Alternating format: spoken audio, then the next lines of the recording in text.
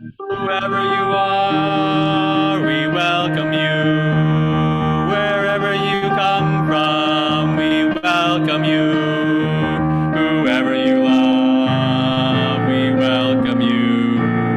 Whoever you love, we welcome you. Good morning, everyone. I'm Lynn Israel, and I'm helping present the service today along with Tom Edge, who is behind me. Tina Jones and Steve Israel are providing technical assistance, and Ted Goldman is our music director. Please be aware we are recording this service and it will be posted on our YouTube page. For privacy, we do pause recording during joys and concerns. Also, at the end of the service, after we extinguish the chalice, we will have announcements. We join together this morning to seek justice, equality, and fairness in the world. Our hearts are touched by the human need we feel around us, whether far away or within reach of our hands. We come here to be together because this is how we believe our lives are best lived, in questioning and in conversation, in compassion and in service, in gratitude and in joy, in companionship and in love. It is good to be together with you this morning.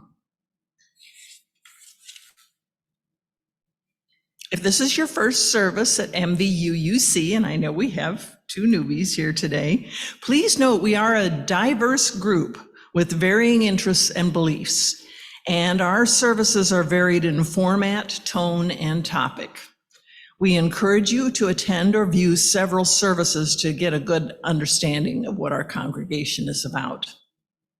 Also, please complete the blue information card that I think you were handed at when you were welcomed, so that we can add you to our email newsletter recipient list. Due to recent increases in illness, we do ask you to please wear a mask at this time, and I'll be putting my mask on in between times when I'm not talking. Please take a moment to think of all your friends at MVUUC and greet them here in person when I give you an opportunity in just a minute, or greet them with a comment in the chat box. Let us support each other. And go ahead and you're welcome to greet each other.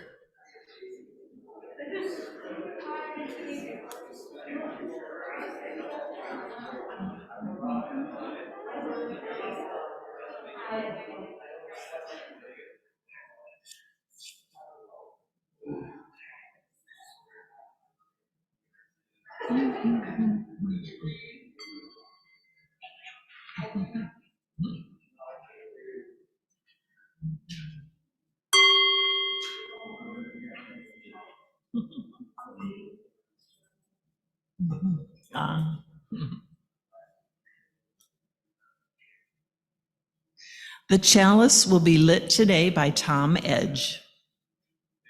There he is. Please join me in reading these words by Eric Heller Wagner for the lighting of the chalice. They appear as a comment in the chat box.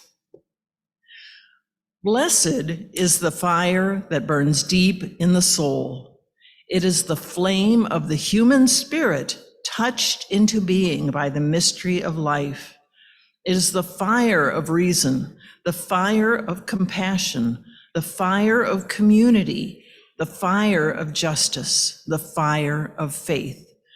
It is the fire of love burning deep in the human heart, the divine glow in every life. And for our first musical selection, I'm going to turn it over to Ted. Usually we have the kids with us during this time, but I think Patricia's, I just checked with her, she's doing something with them right now. I'm not exactly sure what, but so we're just going to be on our own this time. We're at number 168 in the gray books, and just by coincidence today, the two hymns happen to be siblings. They're on facing pages, but the first one's 168, which is One More Step. And in the interest of having everyone sing along, I'll teach it to us. It's very simple and short, both in terms of lyrics and melody. But what I'd like to get to is I'd like to end up, if we can get by the last verse, I'll sing the bass and you'll sing the melody. But to do that, the melody has to be pretty solid. So let's see if we can get there. So just listen once, you get the melody in your ears.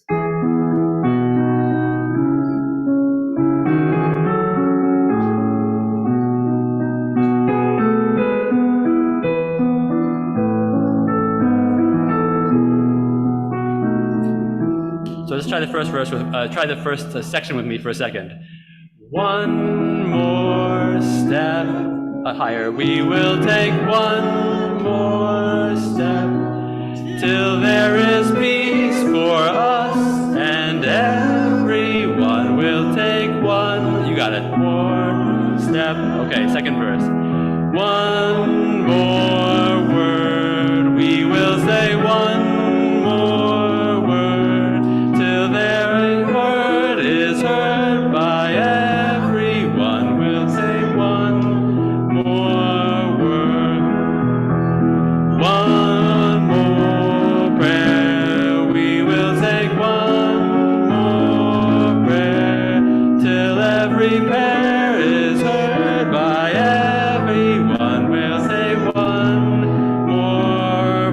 Pause for a second. Here's your challenge. Keep the melody going. Follow my piano. I'll play the melody. I'll sing the one more song. So here we go. One more song. We will sing one more song till every song is heard by everyone. We'll sing one more song. Nice. Got it.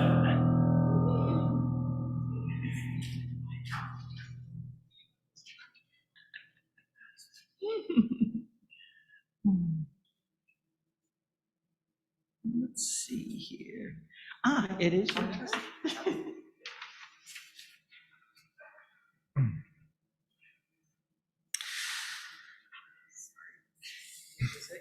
No.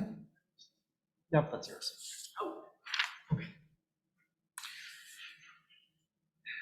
Our opening words today come from educator and theologian Benjamin Mays. Let it be thoroughly understood that our deceased brother did not embrace nonviolence out of fear or cowardice. Moral courage was one of his noblest virtues. As Mahatma Gandhi challenged the British Empire without a sword and won, Martin Luther King Jr. challenged the interracial injustice of his country without a gun. And he had faith to believe that he would win the battle for social justice. I make bold to assert that it took more courage for Martin Luther to practice nonviolence than it took his assassin to fire the fatal shot.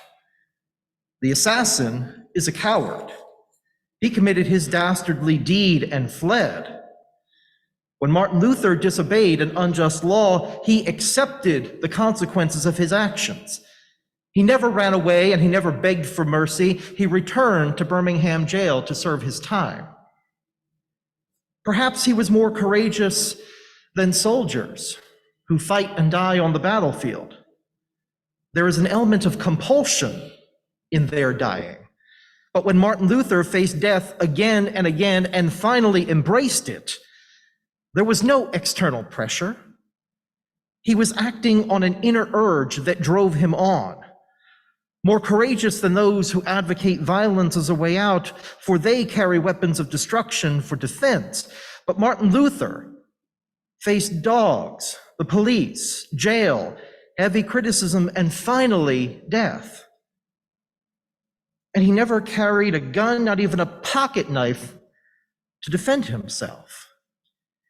He had only his faith in a just God to rely on, and his belief that thrice is he armed who has his quarrels just. The faith that Browning writes about when he says, one who never turned his back but marched abreast forward, never doubted the clouds would break, never dreamed, though right were worsted, wrong would triumph. Held we fall to rise, are baffled to fight better, sleep to wake.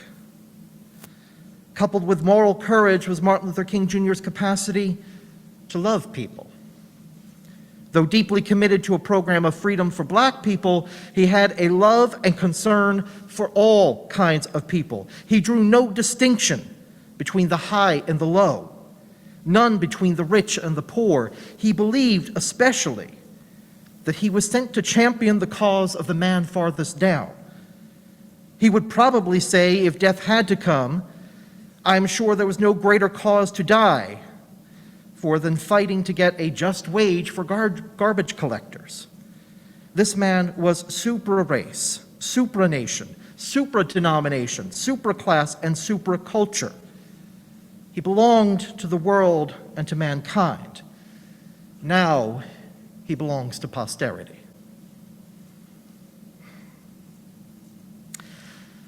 I'm sure that many white Americans were puzzled during the funeral of Martin Luther King Jr.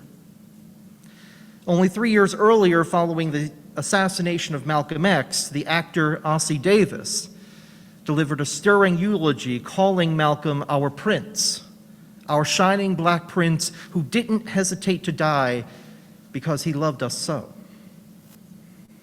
There was perhaps an expectation that given King's stature, someone like Harry Belafonte, Sidney Poitier, Mahalia Jackson, African-American celebrities who had materially supported his work as an activist, would be called upon to eulogize him. Or perhaps one of them would speak and a notable figure from the world of politics would take to the pulpit, using the opportunity to call for peace amid rebellions in dozens of American cities.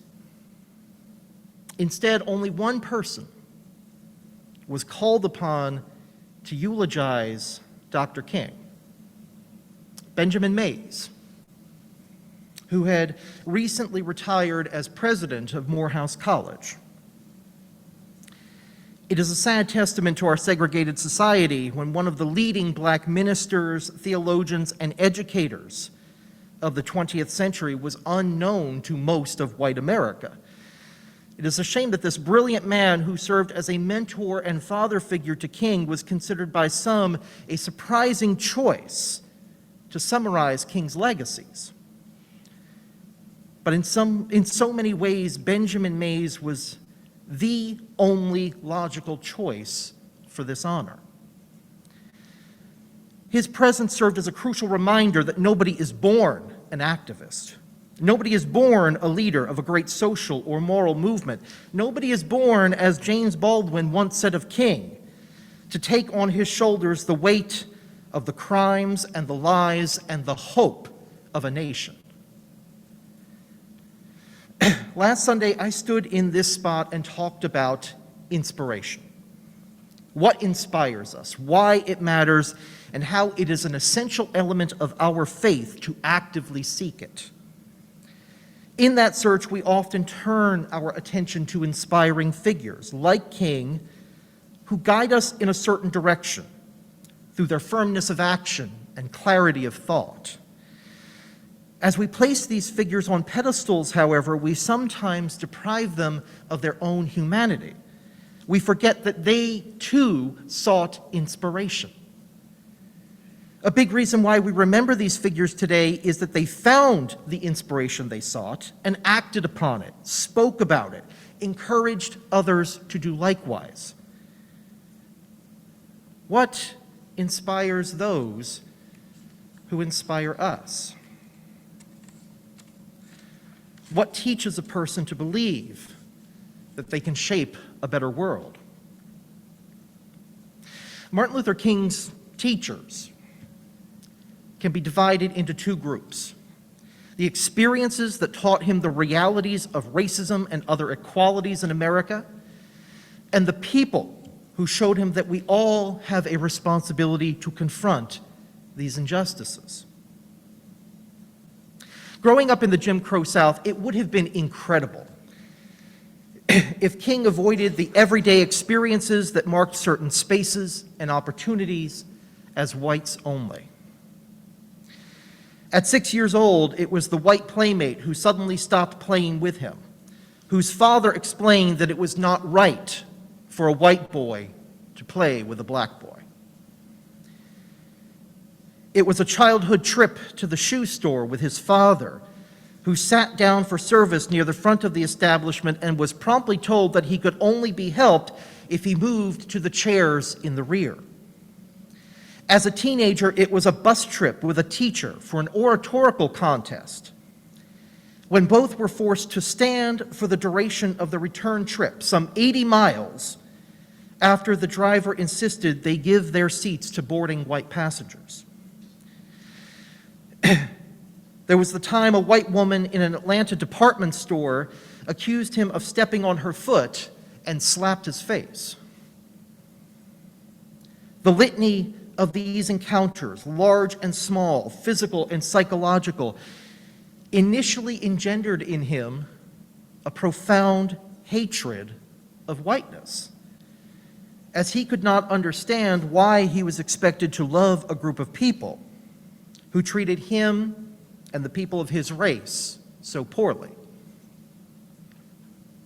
But his most profound, direct, early experience with racism did not come in Atlanta or Birmingham or other southern cities with which he would later be associated. It came in the small town of Maple Shade, New Jersey, about 15 minutes from where I grew up.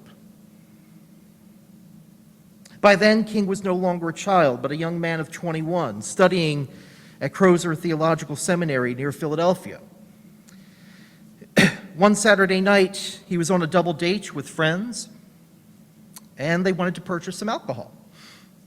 So, they drove over to New Jersey, but unfortunately, it was already past midnight, and New Jersey at the time had blue laws. Well, they found this one establishment right on the border between Maple Shade and Morristown that had a reputation for relaxing those laws for their customers. When King and his friends approached, the owner refused them service and told them to leave. They objected, and at this point, the owner threatened them with a shotgun.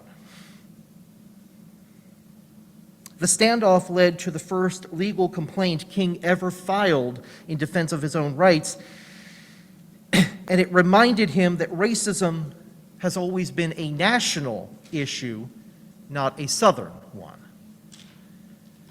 Throughout these experiences, in some ways, King was fortunate.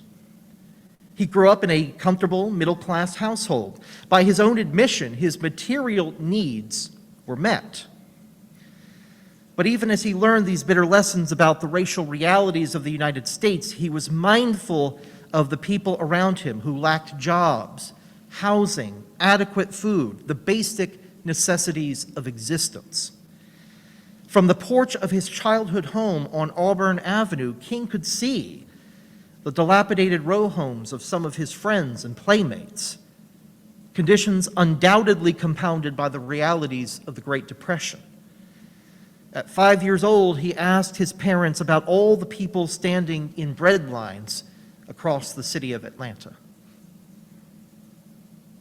None of these experiences were radically different from those of millions of African Americans in the 1930s, 40s, and 50s.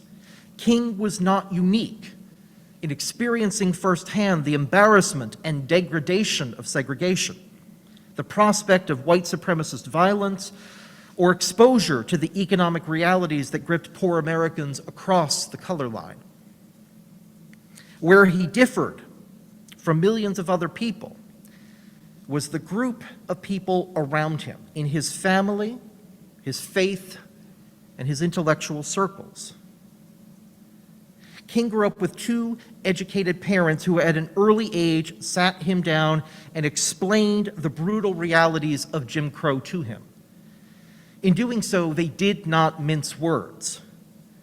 But as King later wrote, his mother ultimately took it upon herself to teach him about these conditions while also fostering within him a sense of self-pride. Quote, She taught me that I should feel a sense of somebodyness, but that on the other hand, I had to go out and face a system that stared me in the face every day saying, you are less than, you are not equal to. She told me about slavery and how it ended with the Civil War. She tried to explain the divided system of the South, the segregated schools, restaurants, theaters, housing, the white and colored signs on drinking fountains, waiting rooms, lavatories, as a social condition rather than a natural order. She made it clear that she opposed the system and that I must never allow it to make me feel inferior. Then she said the words that almost every black person hears before he can yet understand the injustice that makes them necessary. You are as good as anyone. As a teenager, King skipped his senior year of high school, his second time skipping a grade, and enrolled at Morehouse College at only 15 years old. By his own admission, he had much catching up to do. King said that at the time, he only read at an 8th grade level. But he also felt that he had a family legacy to uphold. His father was a Morehouse graduate, as was his maternal grandfather. It was at Morehouse that his faith deepened and his intellectual horizons expanded.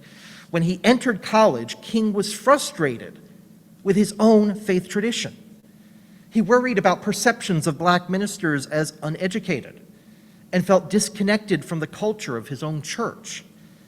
Underneath all of this, he feared that his religion was incompatible with his growing interest in science, philosophy, and the material conditions of the world around him. At Morehouse, King encountered a pair of black ministers who invigorated his thinking in these areas and told him that he should connect his faith to other forms of knowledge.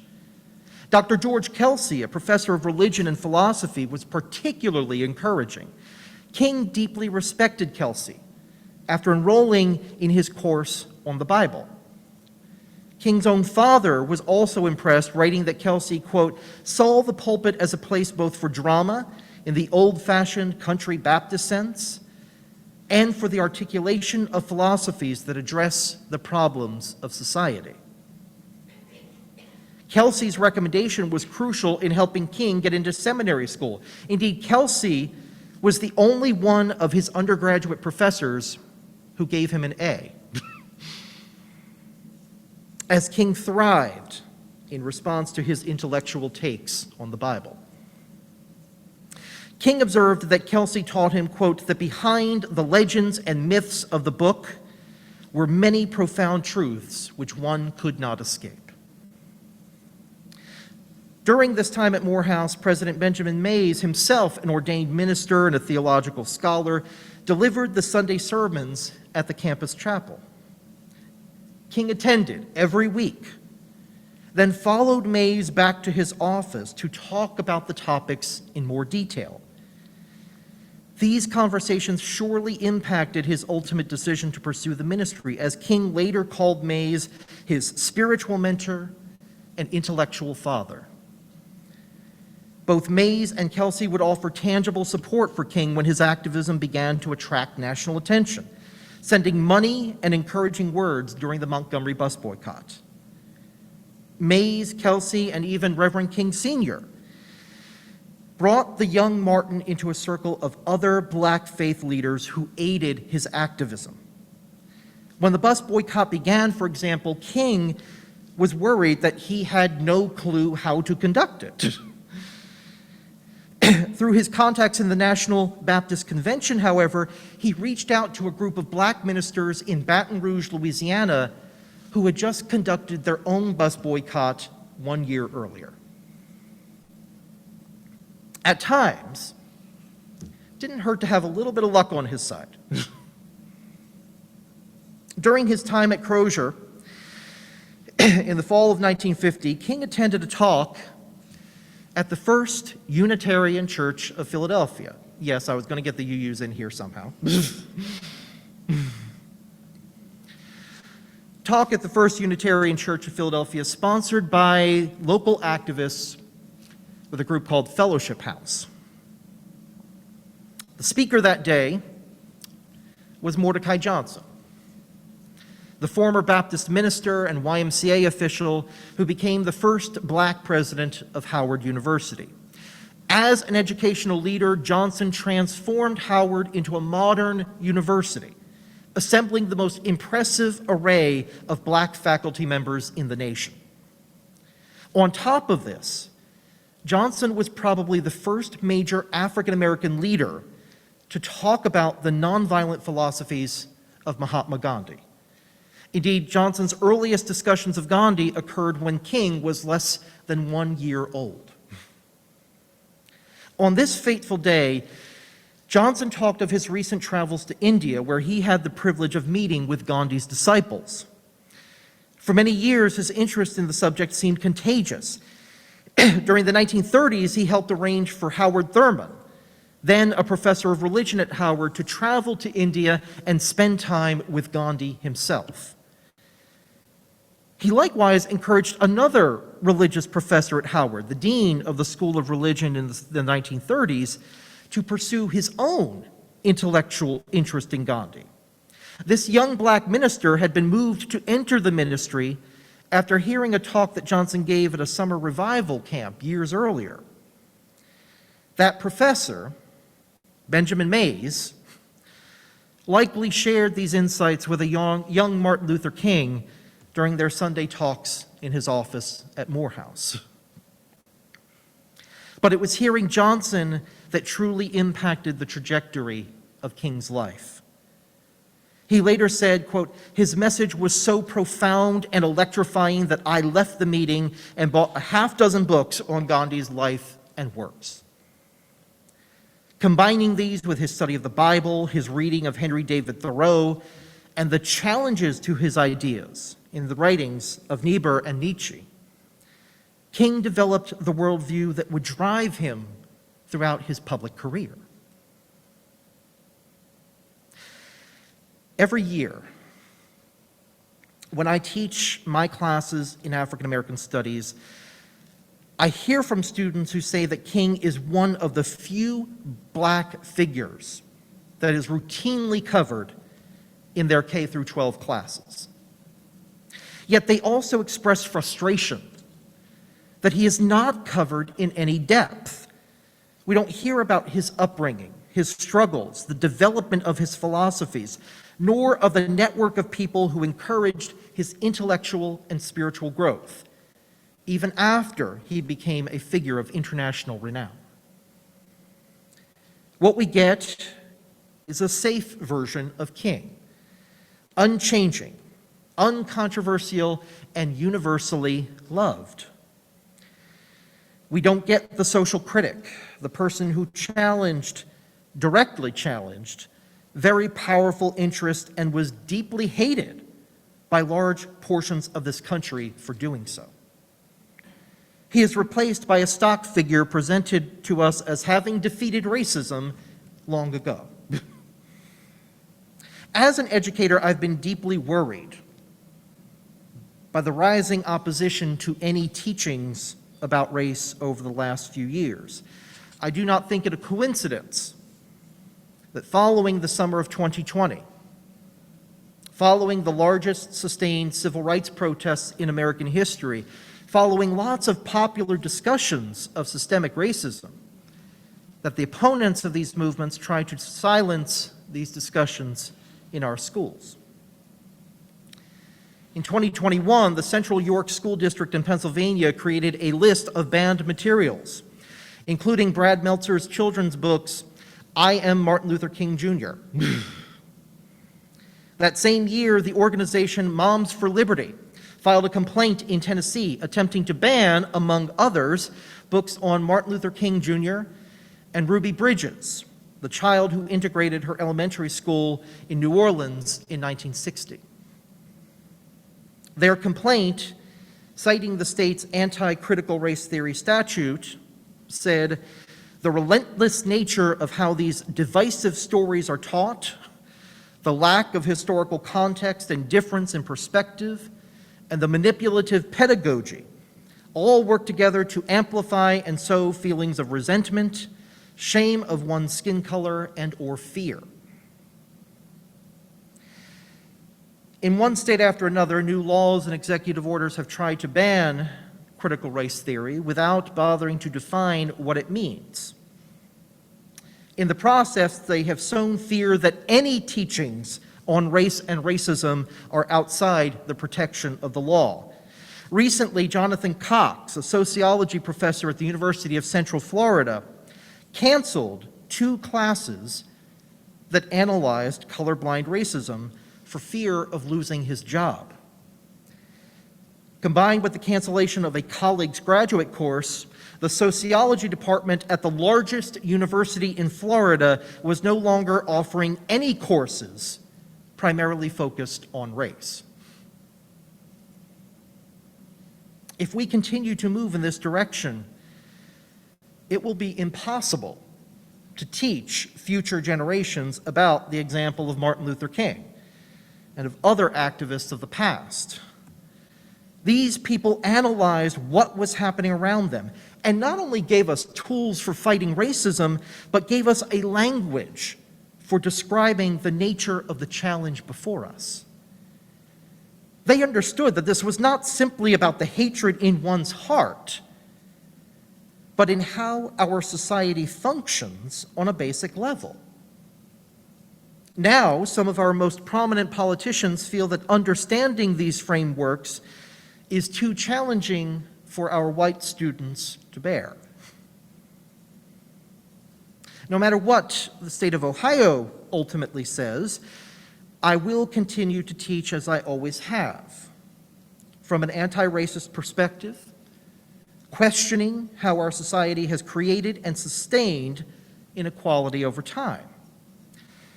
In that process, I will teach my students about King in all his complexity, in areas where I agree and disagree with his analysis. But I will not whitewash his legacy and his struggles, nor will I confine myself to a few lines from his I Have a Dream speech. King did not learn his activism by studying one person, one speech, one text. He learned through a complex mixing of ideas and experiences, bolstered by the people around him. And we must strive to create that environment for our students right now. A few weeks before he died, almost in response to those who would misuse his words about dreams, King gave a sermon at his home church, Ebenezer Baptist Church in Atlanta. He spoke on an important subject, how we handle the reality that many of our dreams will not come to pass, at least not in our lifetimes. Using 1 Kings chapter 8 as his text, he talked of David, who strove unsuccessfully to build a great temple to house the Ark of the Covenant. David failed. But in the text, God celebrated the effort and the desire in his heart. Solomon, his son, carried on the work and brought his vision to life. For Dr. King, this was a reminder to us all that we are not alone in our efforts to improve the world. We must stop looking at success as something that only we as individuals can bring about. Instead, he asks us to begin with a heart, seeking to make the world a better place and to act upon it within our own lives. King harbored no delusions that he himself would solve racism in 1968. He knew and often said that he would not reach the promised land, but that we as a people will get there one day. More than anything, that is the King I wish to teach. The King who understood his own limits but kept pushing anyway. The King who knew that not all dreams come true, but they can light the way for others to carry on that fight. The king who is not afraid to keep learning and changing and growing as a leader and a person. The king who stressed that it was not about him as an individual, but about us as a people. May we forever teach that vision of king, that others might learn from him.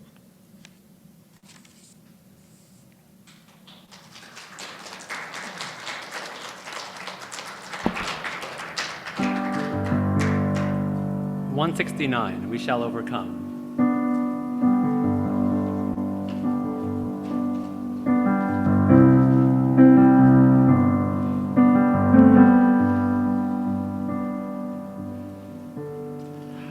We shall overcome. We shall overcome. We shall overcome someday. Oh, deep in my heart, I do believe we shall overcome someday. A little bit low, I'll make it higher. Oh, we shall overcome. We shall overcome. We shall overcome someday.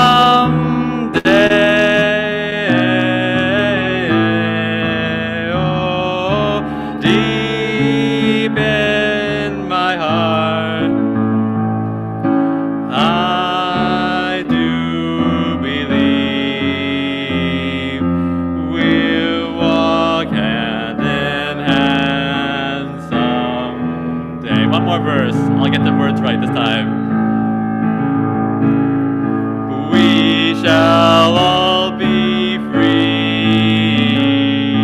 We shall all be free. We shall all be free someday. Oh, deep in my heart, I do believe we shall all be free someday.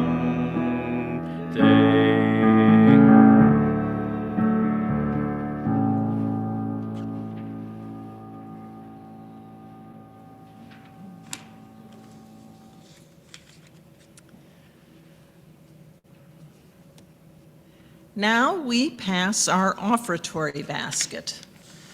Visitors, we welcome you to donate cash or via our PayPal link using the QR code in the basket. Please note that what predominantly supports MVUUC are the annual pledges by our members and friends. But we have these cute little yellow cards in the packets. Is there? Oh, good. Yeah, Kevin's got a copy of the yellow card. Those were developed for people who donate electronically and who always felt self-conscious when they didn't put anything in the basket on Sunday mornings. So they can put the yellow card in the basket to show that, yes, I do contribute to MVUUC. I thought that was kind of fun that people felt so self-conscious not to put anything in the basket. Oh, gosh. Let's see here. We encourage anyone that believes in our mission to consider becoming a member and to pledge support. Please email news@mvuuc.org if you're interested in learning about the benefits of being a member and how to pledge. So yeah.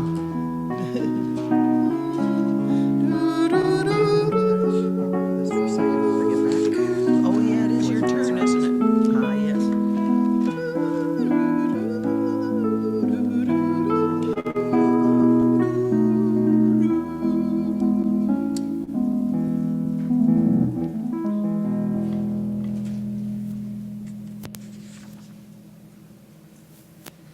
Now is the time for the sharing of joys, concerns, and milestones. Tina, please stop recording at this time. If you would like to... So one thing that lots of faith traditions and communities have in common is the moments that we don't say anything, but we're all still together.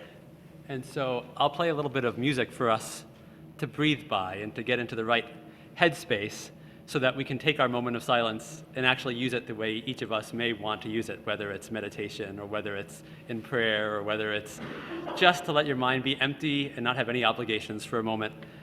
Somehow it's a little bit easier when you have a little bit of a ramp into there. And while you don't have to breathe in time to the music, I'll describe what I do in case you want to use the music to help you.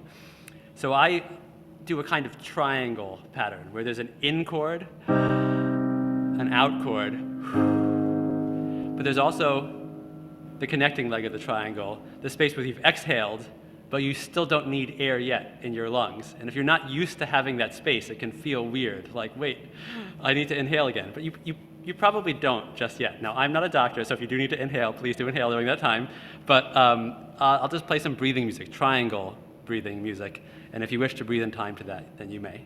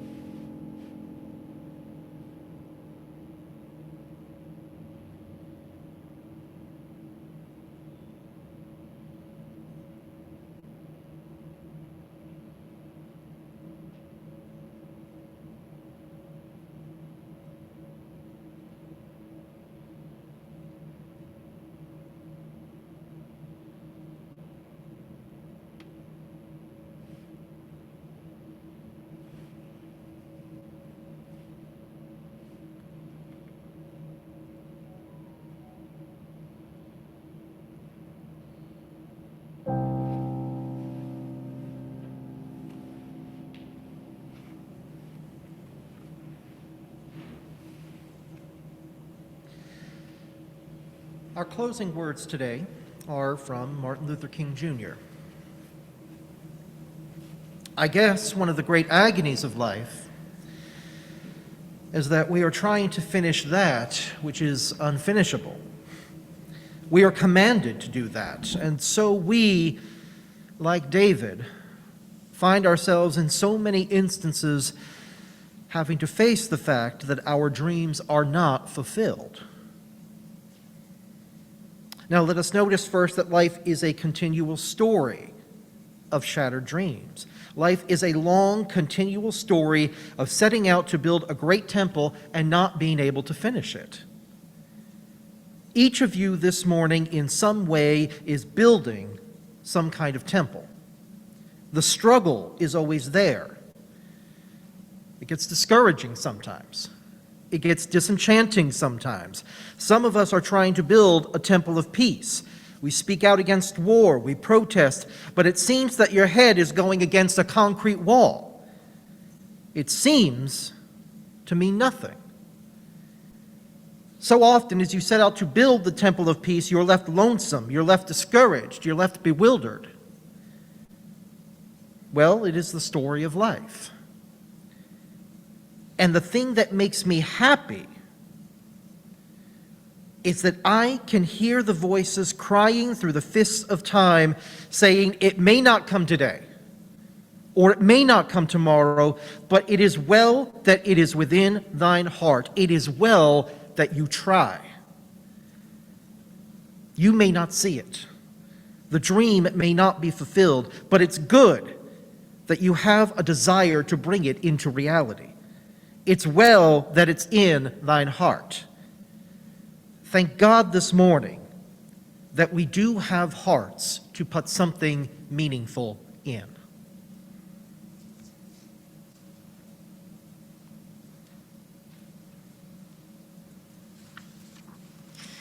Now, I'm not sure if we're supposed to have announcements now or extinguish the chalice. My script and my order of service disagree. Should we go ahead and have announcements? Yep, okay, we'll go ahead. Anyone have any announcements that they would like to make this morning? Winnie, do you want to come up or just stand where you are?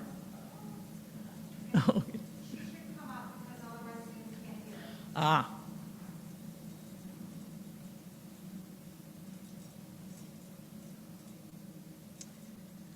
Hi, my name's Winnie, and I have two announcements. One, next Sunday, right after the service, about 12:15 or so, we will have a person who will be here to do training on how to use the AED, the defibrillator that is on the back wall in the social hall out there. It's intended to help somebody's heart restart, I guess, if they have issues. And so everybody is welcome if you have had the training and just need a little refresher, or if you haven't, it would be good. The more people that know how to use it, the better, if we should ever need to use it, which we hope we don't, but should we need it, we will have that available, and hopefully some of us will be trained in how to actually use it. So that's next Sunday after the service. The other thing I want to announce, remind people of, is that I have a sign-up sheet for the circle dinners for MVUC. We haven't done those for a few years because of COVID, but we are trying to get those restarted and hope you will want to sign up. If you are not familiar with circle dinners, they are dinners where people, usually about 6 to 8 people, get together, often in somebody's home for a dinner, or it doesn't have to be a formal sit-down dinner. You could just get together for appetizers or desserts. If you would like, you could meet someplace for drinks, or goes out to dinner someplace rather than have it in your home if you would rather do that. So it's just designed to get people together and be able to talk. Again, if you just sign up, I'll put people in groups randomly, and then every month mix the groups up so that you get a chance to meet lots of different people in the congregation. David, a question. Do you have a space limitation for the AED training? No. Do you sign up for it in advance? No, you don't need to sign up for the AED training. It will just be out in the social hall here. Yes, yeah, yes. If you want us to host a circle dinner here, you could always do that. We have, kitchen facilities, bring food and drink in, and so forth. So, yeah, that's an alternative. If you, feel you don't have a big enough space to host people, or for whatever reason, you're welcome to do that. So, it's just, yes. Does sign up imply hosting, or sign up to attend? The sign up does imply that you would be willing to host. Which again could mean in your home, or whatever you want to arrange for a get-together for a group of 6 to 8 people. So, yes.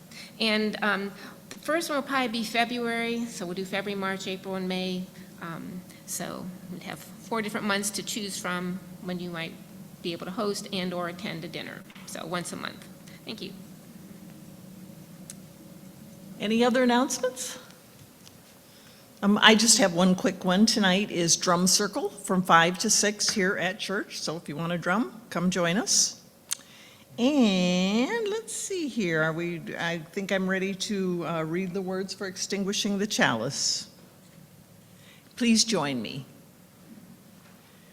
Our sacred flame is now extinguished, but inside of us all burns a flame bright and true.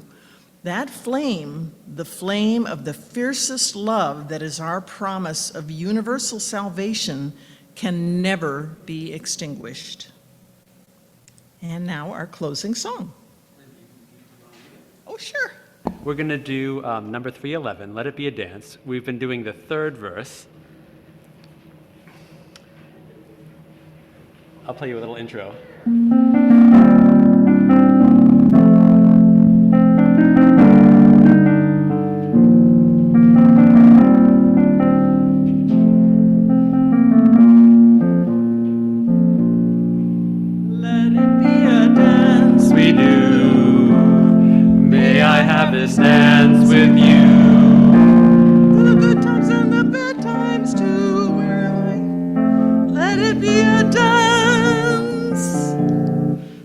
morning star comes out at night. Without the dark, there is no light.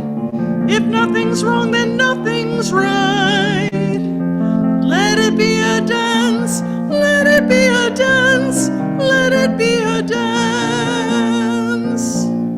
Let the sunshine, let it rain. Share the laughter, bear